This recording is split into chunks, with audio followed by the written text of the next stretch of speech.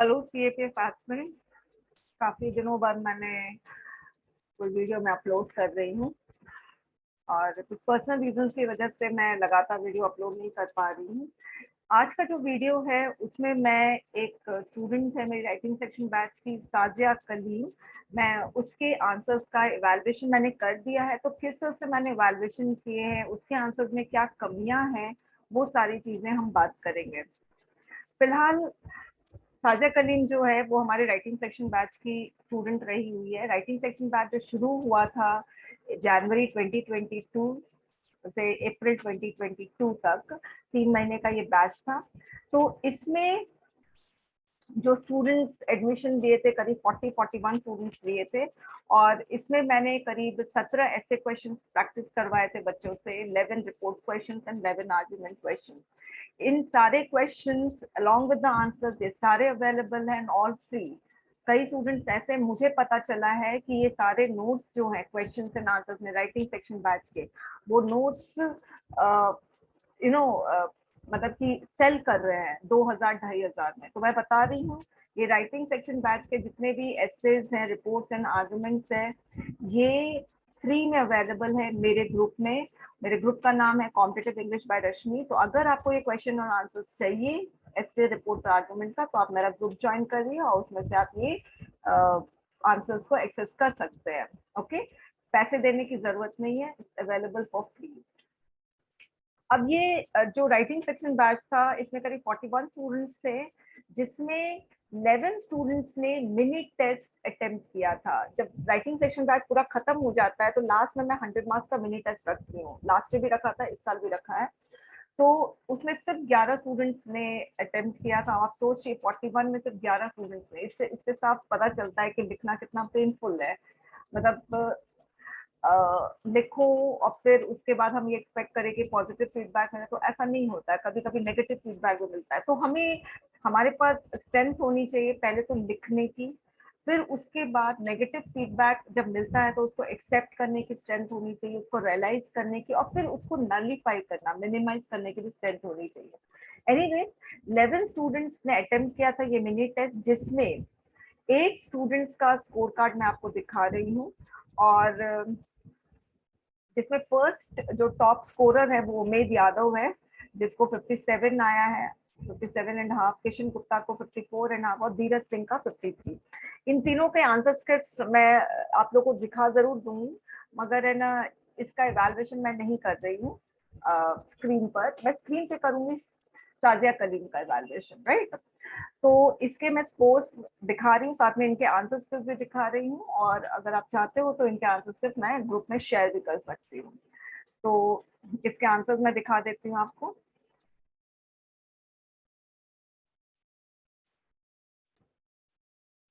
ये किशन गुप्ता का है, ये इसने अपना नाम कहीं पर नहीं लिखा है। इसको 54.5 आए हैं। इसकी हल्की सी राइटिंग में प्रॉब्लम है, मगर अगर आप देखोगे इसकी राइटिंग देखने में ब्यूटीफुल नहीं है, मगर रीडेबल है, लेजिबल है। ठीक है।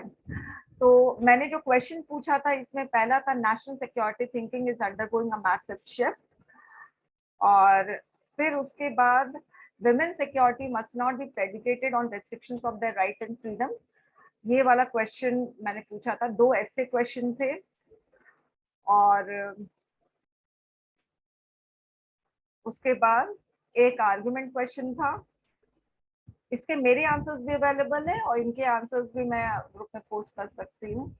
और ये आर्गुमेंट क्वेश्चन था, interfaith marriage should be criminalised.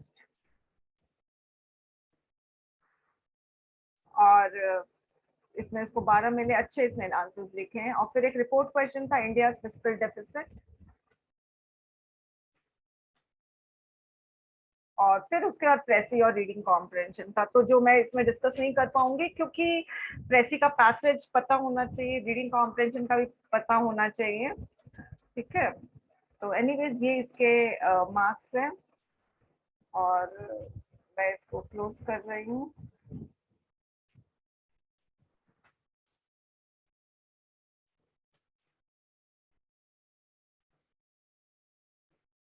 अब उसके बाद मैं शेयर करूंगी उमेद यादव का।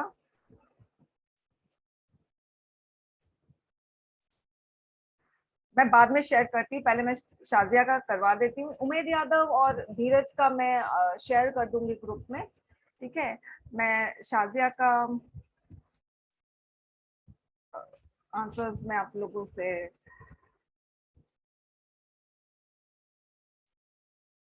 सामने मैं डिस्कस करती हूँ। मैंने ओपन किया था मगर ना वो कैंसिल हो गया।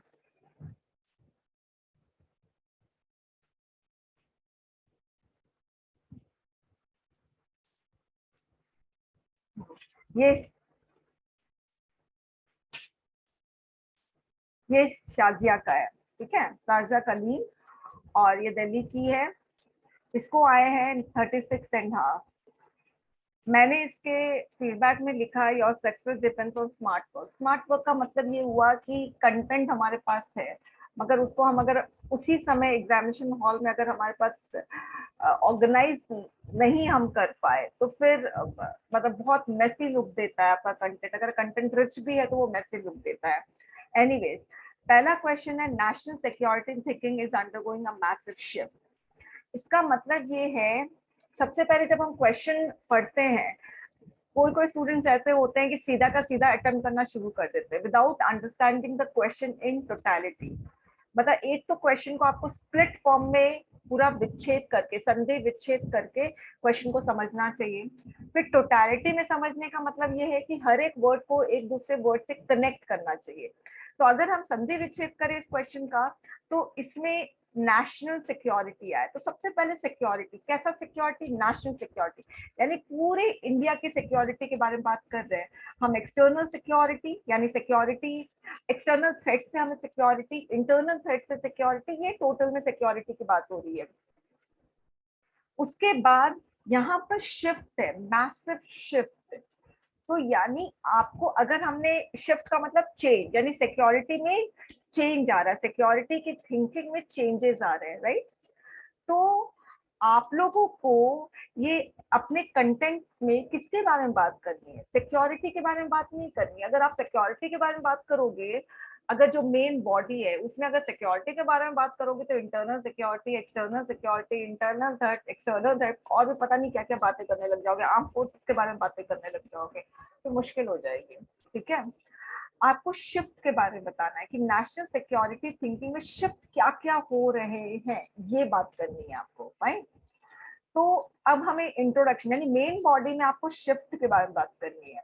तो जब भी आप अपना सेल्फ इवैल्यूएशन भी करते हो, तो उसमें आपको ध्यान रखना है कि जो स्पेसिफिक कंपोनेंट है, यहाँ पर मैसिव शिफ्ट स्पेसिफिक कंपोनेंट है, तो मेन बॉडी में आप स्पेसिफिक कंपोनेंट के बारे में बात करोगे, और इंट्रोडक्शन में आप जनरल कंपोनेंट के बात कर सकते हो।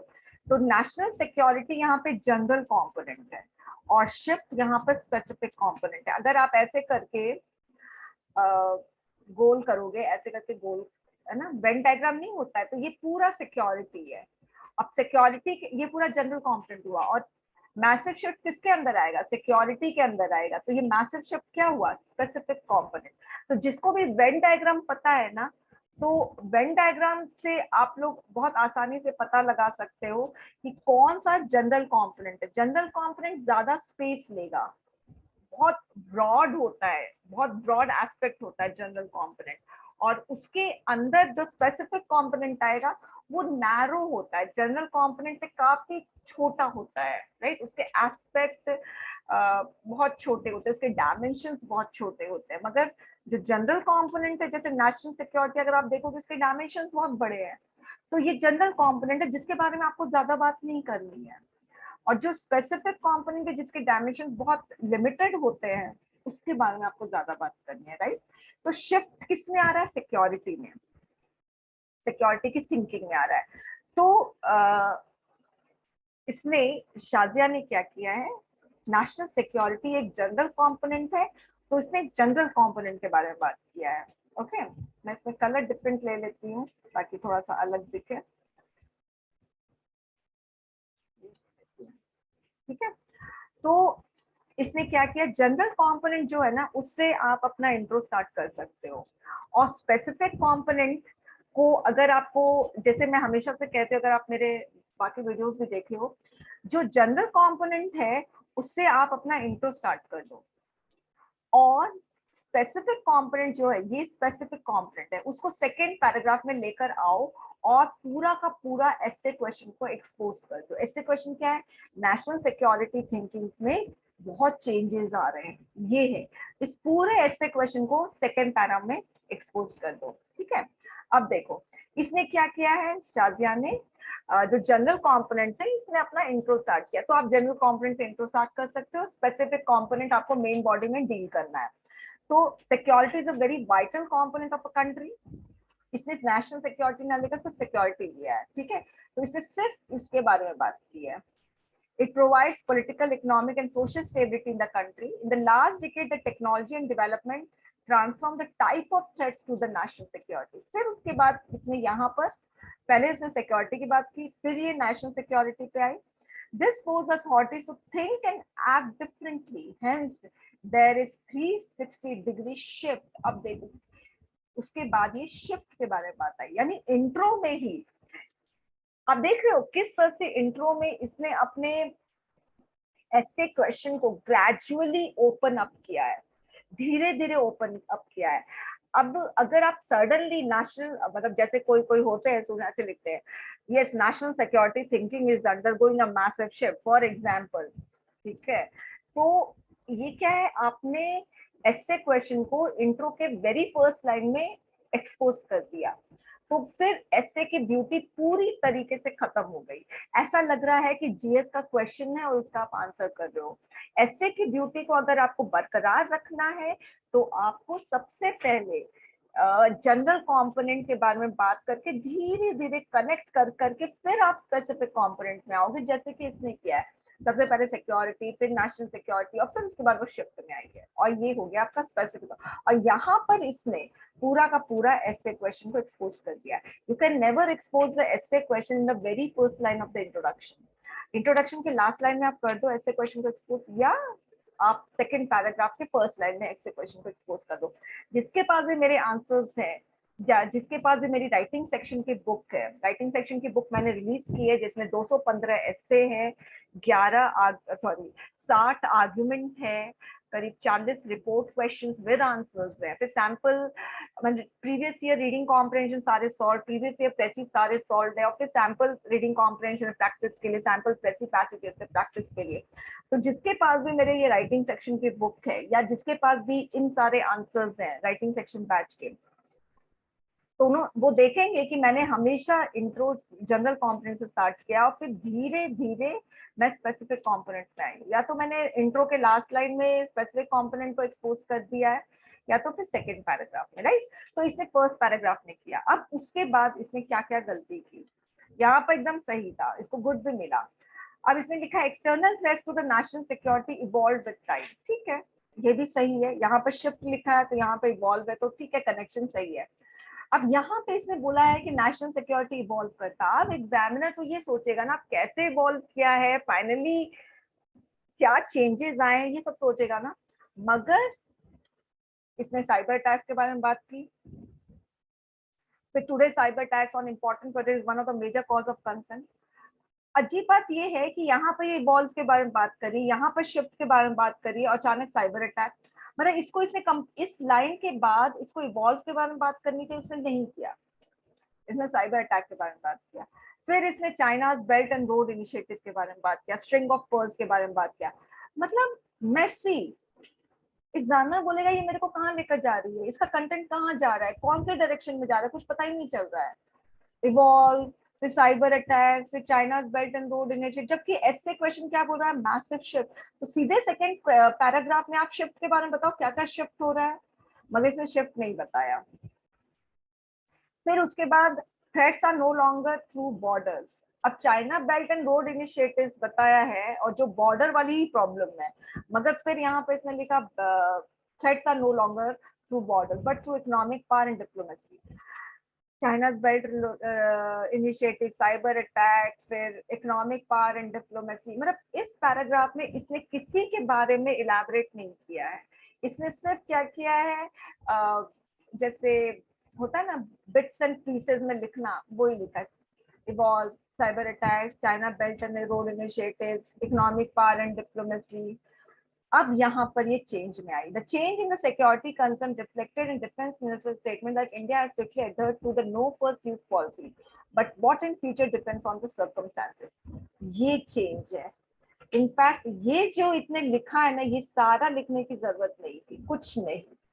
यहाँ पर इसने लिखा है 360 डिग्री शिफ्ट, उसके बाद सीधे इसको ये लाइन लिखनी चाहिए थी, बहुत वेटी अथॉरिटेटिव कंटेंट हो जाता। ओके, और ये इसका वेस्ट है, ये सारे लाइंस इसके वेस्ट है। तो कभी कभी हम क्या करते हैं, हम हमें पता नहीं रहता हमारा कंटेंट कौन से डायरेक्शन में जा रहा है, बस हमें ध्यान में आ रहा है, जो क्लिक करा हम वो लिखते जा रहे हैं। और कोई पीस ऑफ कंटेंट एक ही पैराग्राफ में, one piece of content is going towards left, one piece of content is going towards east, one piece of content is going towards downward direction, तो कुछ पता ही नहीं कहाँ जा रहा है। इसका यही हाल है। मगर यहाँ पर ये वापस से क्वेश्चन को हिट किया इसने कि no first use policy but what in future depends on the circumstances. अब ये पैरा इससे कनेक्ट कर सकती थी, कहने का मतलब ये इसको पूरा का पूरा खत्म कर दो और ये पूरा एक पैराग्राफ में लेकर आ जाओ। Initially the authorities do not immediately, यहाँ डिड नॉट होना चाहिए। देखिए मुंबई में अटैक हुआ, पार्लियामेंट में अटैक हुआ, इंडिया ने कुछ भी आप अगर बोलो तो रिटेलिएट नहीं किया, ठीक है। हमेशा से बोलते थे कि हम लोगों को ना डिस्कस करना चाहिए डिप्लोमेटिकली, ये सब चीज को रिजॉल्व करना चाहिए। कभी भी इस तरह से बोलते ना अटैक करना, वो नहीं किया। तो initial authorities did not immediately revert back to the terrorist attack and ceasefire violation. But now authorities give back answers through surgical strike at Uri and Balkot strike. Such action change the perspective. देखो change the perspective, यानी इसका मतलब ये massive shift के बारे में बता रही है। इसका मतलब इसने क्वेश्चन को फिर से हिट किया है, यानी क्वेश्चन के डिमांड को ये पूरा कर रही है, क्वेश्चन को जस्टिफाई कर रही है यहाँ पर। Fine. The threat to the national security internally were reduced significantly by, अब देखो इस पैराग्राफ में इसने लिखा है all old, आई मीन जो इसने लिखा है उस पर मैंने फीडबैक दिया है all old। इसका मतलब जो भी इसने कंटेंट दिया है ना वो सारा ओल्ड कंटेंट है। जैसे इसने 2019 का ये वाला प्रिवेंशन एक्ट वाला बताया, वो भी ओल्ड है। सेडिशन लॉ, फिर अस्पा बहुत पुराना है। मगर क्वेश्चन तो शिफ्ट पे है, तो इसने ये पूरा कंटेंट जो दिया ओल्ड कंटेंट है, ये शिफ्ट के बारे में बता ही नहीं रही है। अभी करंट में ऐसा क्या हुआ कि शिफ्ट हो रहा है, क्या शिफ्ट हो रहा है बताना पड़ेगा ना। तो इसीलिए ये जो पैरा है इसका वेस्ट है और not very much connected to the essay question. अब यहाँ पर मैंने लिखा है डेविएशन। डेविएशन मतलब क्वेश्चन से अलग हट के जो बात कर रहे हैं ना वो डेविएशन है। इसने लिखा although government and authorities are applying their full potential but sometimes some strict action hinder the freedom of citizen. अरे भाई क्वेश्चन है शिफ्ट के बारे में, नेशनल सिक्योरिटी थिंकिंग में क्या शिफ्ट हो रहा है। जैसे कि उसने एक शिफ्ट क्या बताया, पहले हम रिटेलिएट नहीं करते थे मगर अब हम रिटेलिएट करिए, एक शिफ्ट हुआ। अब यहाँ पे बोल रहे हैं कि भाई hinder the freedom of citizen. तो स्टूडेंट जब आप अपना खुद का आंसर्स का सेल्फ इवैल्यूएशन करते हो तो आपको ध्यान रखना चाहिए सबसे पहली चीज कि क्वेश्चन क्या डिमांड कर रहा है।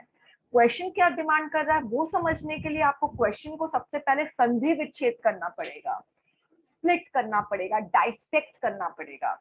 उसके बाद डाइसेक्ट करने के बाद एक एक कीवर्ड को समझो और फिर उसके बाद कनेक्ट करो और फिर देखो इसमें जनरल कंपोनेंट क्या है। पहले स्प्लिट करके डाइसेक्ट करके जनरल कंपोनेंट और स्पेसिफिक कंपोनेंट को निकाल लो, फिर आपको पता चल जाएगा अच्छा स्पेसिफिक कंपोनेंट ये, आपको क्वेश्चन का डिमांड समझ में आ जाएगा, फिर उसी के बारे में बात करो। इसके अलावा अगर आप कुछ बात करोगे तो फिर प्रॉब्लम है ना। जैसे एक क्वेश्चन था third world war is unavoidable, ठीक है। तो मैंने एक स्टूडेंट का चेक किया था, उसने मुझे ऐसे ही दिया था मैम एक बार इसको चेक कर लो। तो third world war is unavoidable ये ऐसे क्वेश्चन था। अब उस ऐसे क्वेश्चन में उसको लिखना था कि ऐसा क्या ब्रू अप हो रहा है, कहने का मतलब ऐसा क्या उबल रहा है दुनिया में नेशंस के बीच में जिसकी वजह से थर्ड वर्ल्ड वॉर हो सकता है, राइट। तो उसको रशिया यूक्रेन का कॉन्फ्लिक्ट, उसको यूएस और चाइना का वॉर जो है, ट्रेड वॉर बोल दो, कोल्ड वॉर बोल दो, वो बताना है। इंडिया पाकिस्तान का बताना है, चाइना का एग्रेसिव एक्सपैशनिस्ट पॉलिसी बताना है, ठीक है। ये सब सारी चीजें बतानी थी। तो ये सब क्या हो रहा है, उबल रहा है और उबल के ये स्पिल ओवर हो जाएगा। तो थर्ड वर्ल्ड वॉर स्टार्ट हो जाएगा। तो उसको ये सारी चीजें बतानी, मगर उसने क्या बताया, उसने अपने कंटेंट में बताया थर्ड वर्ल्ड वॉर का इम्पैक्ट क्या होगा, रिजल्ट बता दिया। तो उसमें मार्क्स नहीं मिलेंगे ना, 0 मिलेंगे। Got it? तो आप लोगों को क्वेश्चन का डिमांड समझ के फिर कंटेंट आपको लिखना है। और अगर आपको सेल्फ इवैल्यूएशन करना है तो सेल्फ इवैल्यूएशन के लिए क्वेश्चन का डिमांड समझना चाहिए। डिमांड समझने के लिए क्वेश्चन को पहले डायसेक्ट करके समझो, उसका जनरल एंड स्पेसिफिक कंपोनेंट निकाल दो, वेन डायग्राम बना के करो, और फिर उसके बाद स्पेसिफिक कंपोनेंट के मेन बॉडी में स्पेसिफिक कंपोनेंट होना चाहिए। और जहां पे डेविएशन है, देख लो ये डेविएशन है, इसमें लिखा है hinder the freedom of citizen, नहीं। एप्लीकेशन ऑफ अस्पा, क्या जरूरत है? Indefinite time and killing of 14 people, district of Nagaland, ये सब कोई मतलब नहीं, सारा डेविएशन है। फिर इसमें लिखा therefore it is mandatory to change policy as per the situation, also the threat to the security are upgrading। तो मैंने लिखा you haven't talked about it। आप बोल रहे हैं सिक्योरिटी में शिफ्ट हो रहा है, तो आपने सिर्फ एक ही शिफ्ट बताया अभी तक। ये पूरा पैरा वेस्ट है, ठीक है। और यहाँ पर आपने एक शिफ्ट बताया, ये पूरा में वेस्ट है क्योंकि इसमें सारा ओल्ड कंटेंट है। ये यहाँ पर डेविएशन हो रहा है, फिर लास्ट में आप लिख रहे हो सिक्योरिटी और अपग्रेडिंग। तो मैंने बोला इसके बारे में तो आपने कुछ बताया ही नहीं है। तो इंट्रोडक्शन, और जिसमें शाजिया ने बताया है कि पहले सर्जिकल स्ट्राइक, पहले रिटेलिएट नहीं करते थे, आप करने लगे हैं, उसकी वजह से मैंने इसको 3 दे दिया। इंट्रोडक्शन अच्छा था और ये इसको 3 मिला है। ओके, बाकी कंटेंट सही नहीं है। अब नेक्स्ट क्वेश्चन है, women security must not be predicated on restrictions of their rights and freedoms. फिर से हम इसको डायसेक्ट करेंगे। तो पहला है हमारे पास विमेन सिक्योरिटी, दूसरा है restrictions of their rights and freedom. तो विमेन सिक्योरिटी का मतलब क्या होता है? विमेन का प्रोटेक्शन। फाइन, हम समझ गए प्रोटेक्शन क्यों जरूरी है। नहीं, क्यों चाहिए प्रोटेक्शन? क्योंकि इतना मॉलेस्टेशन, रेप केसेस, टीजिंग, ये सब बहुत होते हैं, तो इसलिए विमेन बहुत वल्नरेबल है, तो इसलिए उसका प्रोटेक्शन जरूरी है। खत्म, विमेन सिक्योरिटी समझ में आ गया। Restriction of the rights and freedom, यानी विमेन का राइट्स एंड फ्रीडम को रेस्ट्रिक्ट किया जा रहा है, खत्म किया जा रहा है। ओके, तो अब हमने इसको अलग अलग समझ लिया। तो अगर मैं इसका जनरल कंपोनेंट और स्पेसिफिक कंपोनेंट करूंगी तो विमेन सिक्योरिटी वेन डायग्राम बनाऊंगी तो ये बड़ा वाला होगा, और रेस्ट्रिक्शन जो होगा वो छोटा वाला होगा। तो स्पेसिफिक कंपोनेंट जो है विमेन सिक्योरिटी के अंदर ही तो विमेन का राइट्स एंड फ्रीडम आएगा, है ना। ऐसा तो नहीं है राइट्स एंड फ्रीडम बड़ा होगा और ना विमेन का सिक्योरिटी अंदर जाएगा, नहीं। विमेन सिक्योरिटी में बहुत सारे डायमेंशन आ जाते हैं और राइट्स एंड फ्रीडम में थोड़े कम डायमेंशन है, उसका एस्पेक्ट थोड़ा कम है। तो ये स्पेसिफिक कंपोनेंट हुआ और विमेन सिक्योरिटी जनरल कंपोनेंट हुआ। ठीक है, अब हम दोनों को कनेक्ट करते हैं। ऑब्वियसली जनरल कंपोनेंट है तो आप जनरल कंपोनेंट से ही शुरू करोगे, इंट्रोडक्शन आप इससे में ही शुरू करोगे, और स्पेसिफिक कंपोनेंट आप सेकंड पैराग्राफ में पूरा का पूरा स्पेसिफिक कंपोनेंट के बारे में बात करोगे मेन बॉडी में, और दोनों को कनेक्ट करके बात करोगे। अब दोनों को कनेक्ट करके क्या मतलब हुआ? इसका मतलब ये हुआ कि मैं इसका एक मेरे पास हिंदी का भी आंसर है, हर्षिता नाम है, उसका भी मैं आपसे शेयर करूंगी। तो विमेन सिक्योरिटी, विमेन के प्रोटेक्शन की वजह से हम बोलते हैं कि मतलब क्या होता है इसका, इस क्वेश्चन का मतलब ये है कि विमेन के राइट्स एंड फ्रीडम को हम कर्टल कर रहे हैं, मतलब कम कर रहे हैं, ताकि हमें लगता है कि उनके फ्रीडम्स को कम करके, उनके राइट्स को कम करके हम उनको ज्यादा अच्छे से प्रोटेक्शन दे सकते हैं। जैसे घर से बाहर निकलना उनका फ्रीडम है, वो निकल सकती है, मगर हम उनको बोलेंगे नहीं तुम घर में रहो, आजकल का जमाना खराब है। तो हम प्रोटेक्शन के नाम पर उनके फ्रीडम को खत्म कर रहे हैं, उनके राइट्स को खत्म कर रहे हैं, राइट। ये है क्वेश्चन का मतलब। अब इसने शुरू किया है, we are living in such a confused world where efforts were made to save mother earth. इसने एकदम ब्रॉडर एस्पेक्ट से शुरू किया, इसने विमेन सिक्योरिटी से नहीं शुरू किया, इसने मदर अर्थ से शुरू किया है। ठीक है, द अर्थ विच हैज, अब यहाँ पर at various level government heads are making policies to save earth. अब रेपिटेशन है, व्हाई रिपीटिंग? यहाँ पर लिख दिया है ना कि एफर्ट्स हम कर रहे हैं, पुट इन कर रहे हैं मदर अर्थ को सेव करने के लिए, तो वापस से यही बातें रिपीट हो रही है, सिर्फ गवर्नमेंट पॉलिसीज को ऐड कर दिया गया है, तो कोई मतलब नहीं है।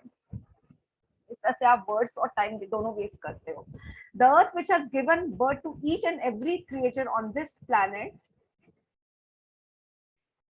The earth which has given birth to each and every creature on this planet. कौन से अर्थ को हम सेव करने की बात कर रहे हैं? ऐसे जो बहुत सारे क्रिएचर को birth देती है। Okay, in a similar fashion today we talk about women security, a woman who gives us birth and freedom to live। कितना अच्छा कनेक्शन है।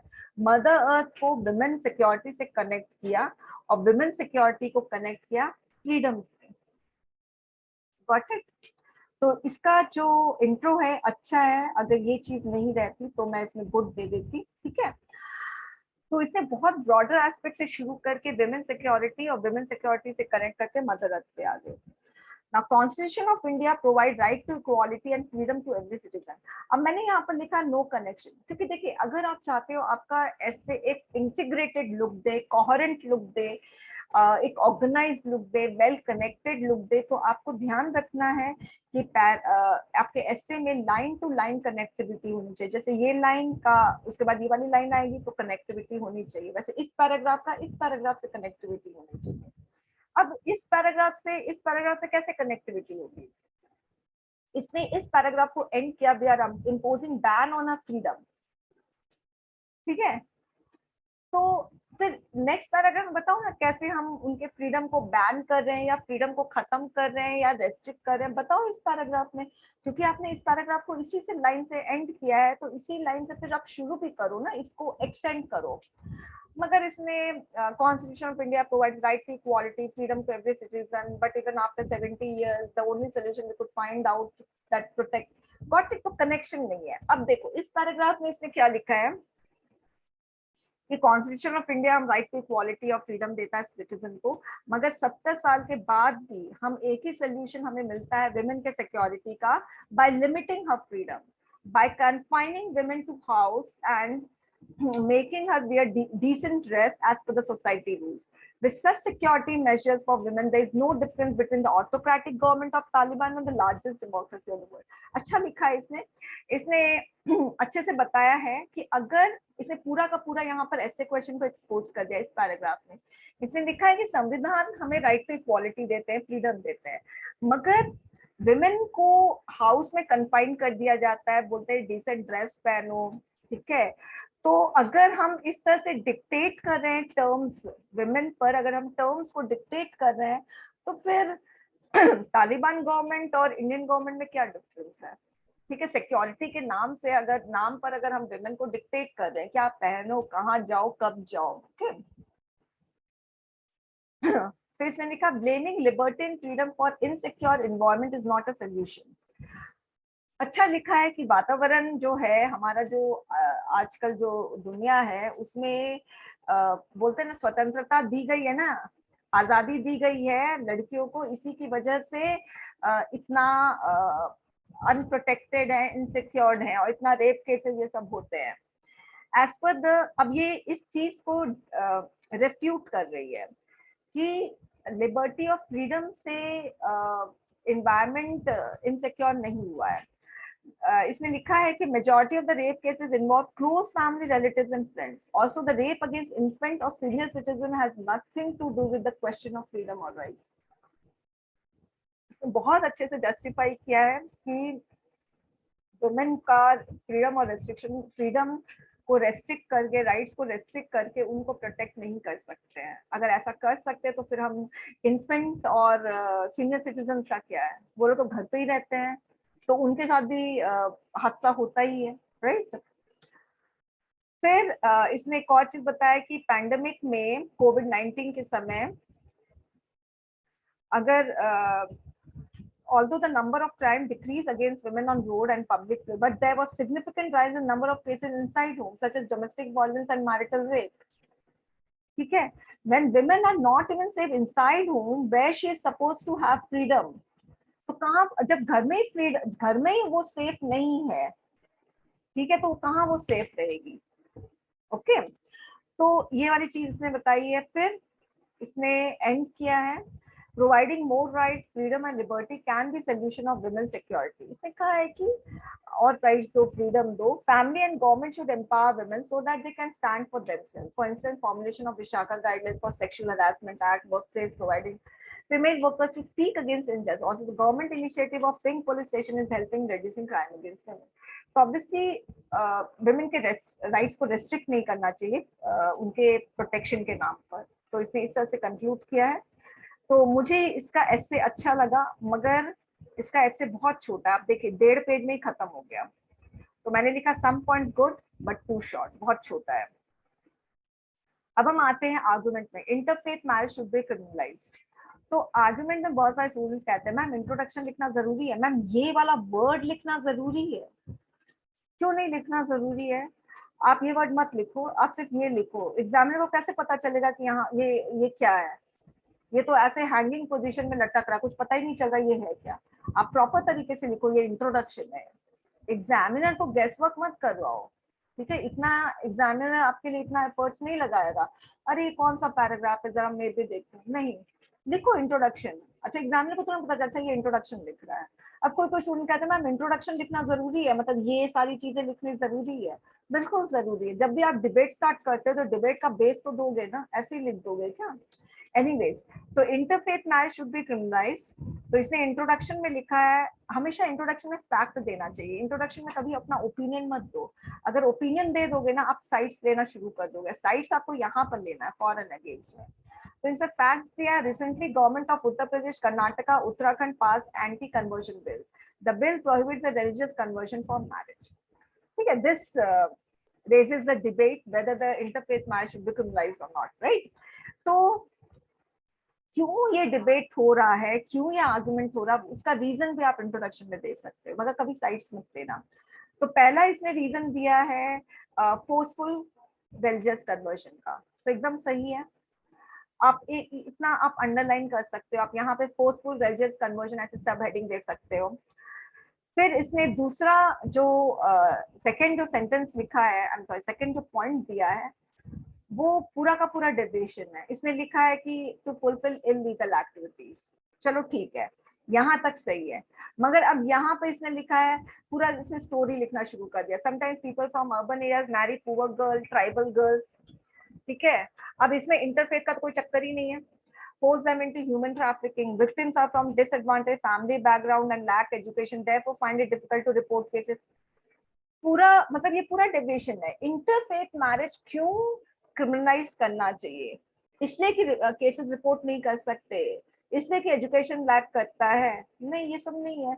Stigmatisation, women are sexually exploited, illegal activities, smuggling, ये सब नहीं है। आप वैसे भी इस पॉइंट में इंटरफेथ मैरिज के बारे में बात ही नहीं कर रहे हो, ठीक है? बस यहाँ पर ये वाला लाइन बात किए हो, बस उसके बाद आप विमेन कैसे डिसएडवांटेज पोजीशन में होती है, ये सारी बातें कर रहे हो। तो ये डेविएशन है।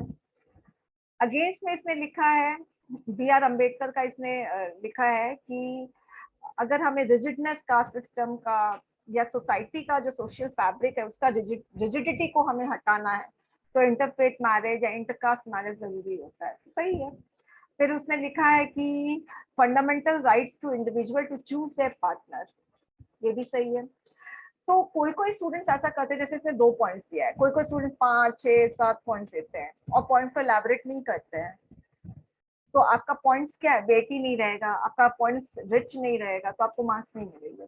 2 पॉइंट्स दो, 3 पॉइंट्स दो, 3 से ज्यादा कभी नहीं देना चाहिए आर्गुमेंट में। 3 पॉइंट्स दो, अच्छे से एलैबोरेट करो, एविडेंस दो, अथॉरिटेटिव बनाओ अपने पॉइंट्स को, मगर 3 से ज्यादा पॉइंट्स मत दो। कुछ स्टूडेंट्स कहते हैं 4-5 देंगे तो बहुत मार्क्स मिलेंगे। नहीं, आप अपना टाइम वेस्ट करोगे 4-5 पॉइंट्स देकर। ठीक है, एग्जामिनर ना क्वांटिटी नहीं देखता, क्वालिटी देखता है कि हर पॉइंट में क्वालिटी है या नहीं है। ठीक है, फिर इसने कंक्लूड किया, instead of directly criminalising the interfaith marriage, government should work upon middle path. ठीक है, मिडिल पाथ के बारे में बात की। फिर सच मैरिज शुड बी रेगुलेटेड। अब हम जब मैरिज को रेगुलेट ही करने लग जाएंगे तो ये मिडिल पाथ नहीं हुआ ना, नॉट अ मिडिल पाथ। इसको 7 मार्क्स मिले हैं। अगर इसका ये पॉइंट सही रहता, ये वाला पॉइंट, तो इसको 10 मिलते, 10। और अगर इसने कंक्लूजन सही तरीके से दिया होता तो इसको पूरे के पूरे 12 मिल जाते हैं। ओके, लास्ट हम देख रहे हैं report addressing India high fiscal deficit. तो ये रिपोर्ट का हेडलाइन है। अंडरलाइन कभी नहीं करना, सिंगल कोट में कभी मत देना। ओके, सिंपल सा जैसे इसने दिया है ना, मैं जैसे इसने दिया है वैसे ही आपको देना है। फाइन।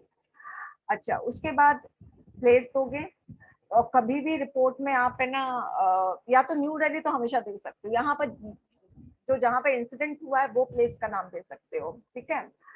मगर आप कभी भी आप कोई और सिटी का नाम नहीं दे सकते, या तो सिंपल आप PQRS लिख दो, ABCD लिख दो। यहाँ पर बाय स्पेशल करस्पॉन्डेंट है, by local correspondent, by XYZ, PQRS, ABCD लिख सकते हो। हाई फिस्कल डेफिसिट, तो यहाँ पर